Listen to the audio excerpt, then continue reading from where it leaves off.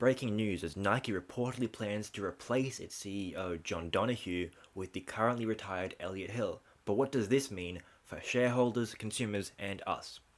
For context, John Donohue assumed the role of Nike CEO in 2020 during the COVID-19 pandemic and implemented a strategy of preferring to sell directly to consumers through outlet stores instead of retailers. He also worked towards scaling up Nike's digital presence by promoting their online services, apps, and digital store.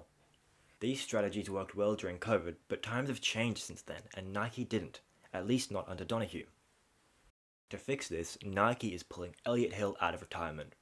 Hill has an impressive resume, having worked at Nike for many years in high-level positions prior to his retirement, compared to Donohue, who had minimal experience in the company prior to his 2020 assignment in the role. Nike executives have also cited his leadership strategy and his passion, but didn't really clarify any further on what either of these things meant, because why bother making journalists' job easier? The changeover is reportedly going to occur on the 13th of October, which is welcome news to pretty much everyone, since Nike has seen a serious decline on the stock market in recent years, and this year's sales were down by 2% according to the ABC. Stocks have already jumped by 8% since the announcement.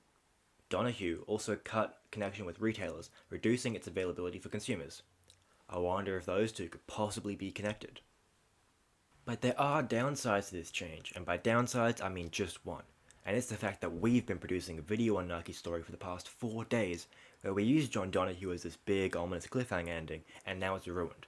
So thanks, Nike. But if you do want to see our currently out-of-date video when it drops later this month, be sure to subscribe and turn channel notifications on. If you've also got personal beef with Nike executives now, be sure to comment below.